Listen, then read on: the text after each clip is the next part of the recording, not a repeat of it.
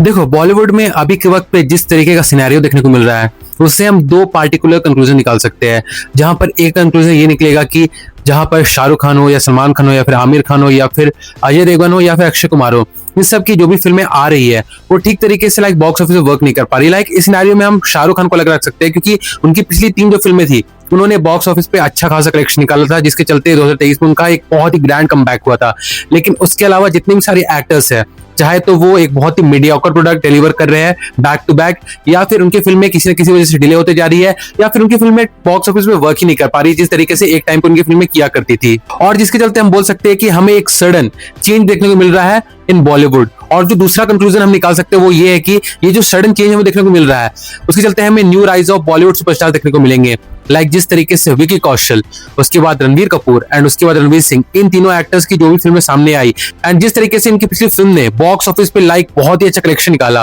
तो उसे देखने के बाद हम डेफिनेटली कह सकते हैं कि हाँ, बॉलीवुड में चेंज ऑफ पावर देखने को मिल रहा है। ये अच्छा है या फिर बुरा, ये तो ऑडियंस ही डिसाइड करेगी। लेकिन जब से धुरंधर आई उसके बाद से हम ये देख सकते हैं कि बहुत ही ज्यादा सिलेक्टिव आउटरीच देखने को मिला उन सारे एक्टर्स की तरफ जो कि ऐसी फिल्मों को बनाते हैं जो एक तरीके से एक सॉफ्ट प्रोपेगेंडा को स्प्रेड करने की कोशिश करता है। ऑडियंस उस सॉफ्ट प्रोपेगेंडा से खुश है या फिर नहीं, वो तो उनका अपना पर्सनल ओपिनियन है। लेकिन जिस तरीके से पठान एंड उसके बाद हम कह सकते हैं कि वाई आरिफ स्पाइनवर्स की जितनी भी सारी फिल्में हैं उन्हें जिस तरीके से ट्रोल देखने को मिला after the release of Dhurandhar part 1 and Dhurandhar part 2, तो उसे देखने के बाद हम कह सकते हैं कि हाँ, ऑडियंस अब जागरूक हो चुकी है एंड वो चाहती है कि उन्हें एक्टर्स को आगे सुपरस्टार का दर्जा दिया जाए, जो एक्टर्स सच में उस तरीके की फिल्मों को ऑडियंस सामने पेश करेंगे जो कि किसी भी तरीके से कोई ऐसा प्रोडक्ट लेके सामने ना आए जो कि बहुत ही ज्यादा मीडियोकर लगे। अगर हम देखें तो छावा जिसे लेकर मेरे जो ओपिनियन है वो आज के टाइम पे भी काफी मिक्स्ड है, लेकिन ऑडियंस की तरफ से इस फिल्म को बहुत ही ज्यादा स्ट्रॉन्ग रिएक्शन देखने को मिला था,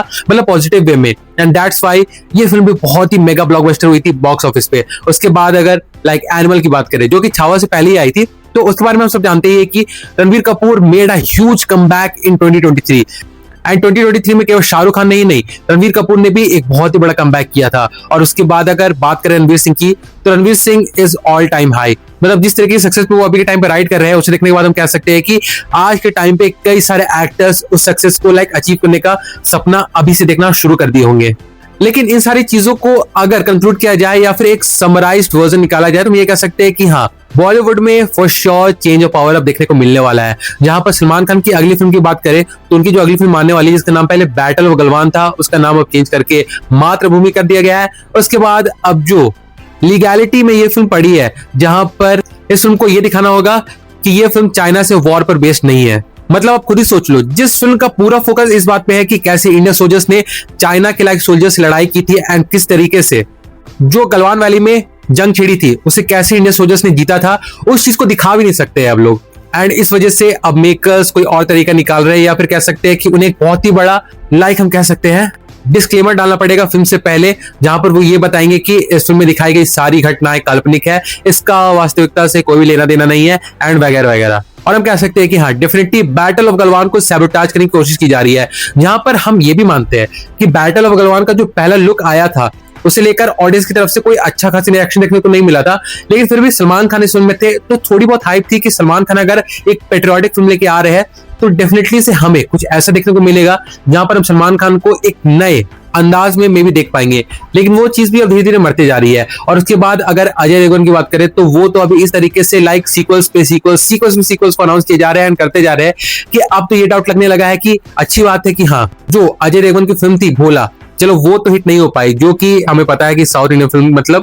कैथी की रीमेक थी, और अगर वो फिल्म हिट हो जाती तो हमें अगेन से विक्रम, लियो ऐसी कई सारी मूवीज देखने को मिलती उनके तरफ से, जो कि हम कह सकते हैं कि अगेन सीक्वल वाली कैटेगरी में आती। लेकिन रिसेंटली उनकी जितनी भी सीक्वल वाली फिल्म आई है उनमें से मैक्सिमम फिल्में बॉक्स ऑफिस पे फ्लॉप हुई है बुरी तरीके से। जैसे आप देख लो उनकी पिछली 2 फिल्में, सन ऑफ सरदार 2 फ्लॉप, दे दे प्यार दे 2 हम कह सकते हैं कि एवरेज या फिर वो भी फ्लॉप थी। एंड अगर आप देखने जाओ तो अजय देवगन आगे भी सीक्वल पे सीक्वल करने जा रहे हैं, जैसे धमाल 4 जो इसी साल आएगी, दृश्यम 3 जो भी इसी साल आएगी, एंड गोलमाल 5 जो कि अगले साल आएगी या फिर उसके अगले साल आएगी। तो हम डेफिनेटली कह सकते हैं कि अजय देवगन आज के टाइम पे एक लूप में फंस चुके हैं, जहां पर उन्हें बस एक फिल्म बनानी है जो ऑडियंस एक्सेप्ट कर ले, उसके बाद वो उसी फिल्म के लाइक सीक्वल को लाइक बनाते हो जाएंगे। लाइक एग्जांपल के तौर पे भले रेड 2 फ्लॉप नहीं हुई थी, लेकिन इट वाज आल्सो सीक्वल। उसके बाद जैसे उनकी फिल्म शैतान एक बॉक्स ऑफिस पे सक्सेस हुई थी, तो शैतान 2 भी बनने वाली है, इस बात की भी कंफर्मेशन हो चुकी है। तो हम उस चीज को भी इस सीक्वल वाले लूप में कंसिडर कर सकते हैं। तो ये तो हो गए अजय देवगन। इसके बाद अगर हम बात करें अक्षय कुमार की, तो अक्षय कुमार तो साल में 4-5 मूवीज कर ही देते हैं, तो उन्हें लेकर कोई अलग सिनेरियो हम कंसिडर नहीं कर सकते।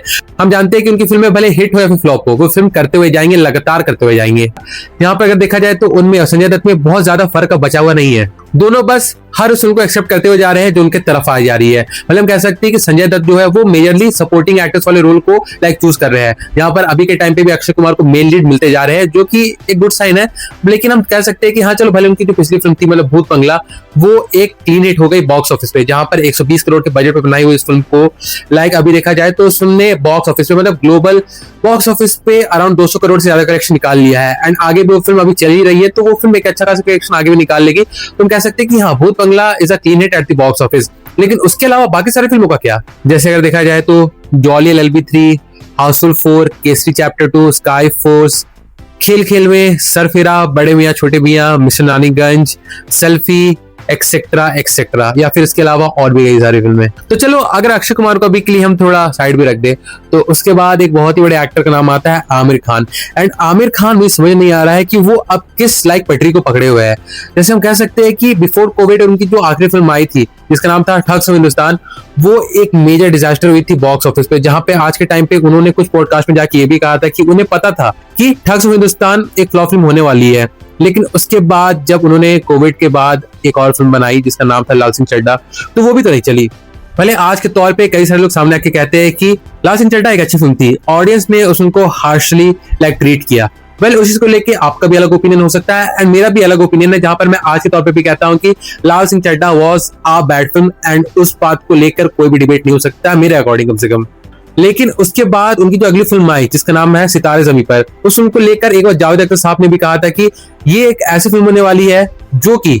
एक तरीके से आमिर खान के करियर को रीडिफाइन कर देगी, या फिर उस फिल्म को देखने के बाद हम कह सकेंगे कि आमिर खान की करियर की ये सबसे बेहतरीन फिल्म है। पर सितारे ज़मीं पर बहुत अच्छी तो नहीं थी, लेकिन ऐसा भी नहीं था कि वो फिल्म खराब थी। वो फिल्म एक ठीक ठाक फिल्म थी, लेकिन अगर उसे हम उसकी प्रेडेसेसर मतलब तारे ज़मीं पर से कंपेयर करें तो वो उसके आसपास भी नहीं थी। एंड अभी के टाइम पे जिस तरीके से वो फिल्मों को लाइक प्रोड्यूस किए जा रहे हैं एंड उनकी अगली फिल्म लाइक कंफर्म हो रही है, कैंसिल हो रही है, कंफर्म हो रही है, कैंसिल हो रही है, तो उस चीज को भी लेकर हम कह सकते हैं कि आमिर खान के साथ ये जो सिनेरियो देखने को मिल रहा है वो बहुत ही विचित्र है। लाइक एक टाइम पे पूरी इंडस्ट्री या फिर पूरी ऑडियंस जिस एक्टर को मिस्टर परफेक्शनिस्ट कहा करती थी,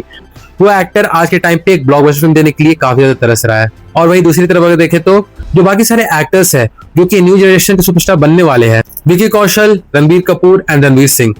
उनकी अगली फिल्में जो है मतलब उनकी जो लाइनअप है वो भी इंसेन लग रही है। भले हम कह सकते हैं कि रणवीर सिंह की बहुत सारी फिल्में तो आगे कंफर्म नहीं है, लेकिन प्रलय डेफिनेटली एक ऐसी फिल्म होगी जो कि इंडियन सिनेमा को एक अलग डायरेक्शन में लेके जाएगी, ज़ॉम्बी एपोकलिप्स वाली फिल्मों को अगर कंसीडर किया जाए तो। उसके बाद विकी कौशल की जो आगे आने वाली फिल्में जैसे लव एंड वॉर जो भले अभी पोस्टपोन हो चुकी है, एंड उसके अलावा और फिर मैडॉक वालों के साथ उनकी जो फिल्म आने वाली है महाअवतार, जो कि दोनों की दोनों बहुत ही ह्यूज बजट पे माउंट की गई है। एंड रणबीर कपूर के बारे में क्या ही कहना, उनकी तो लाइनअप इतनी ज्यादा इंसेन है कि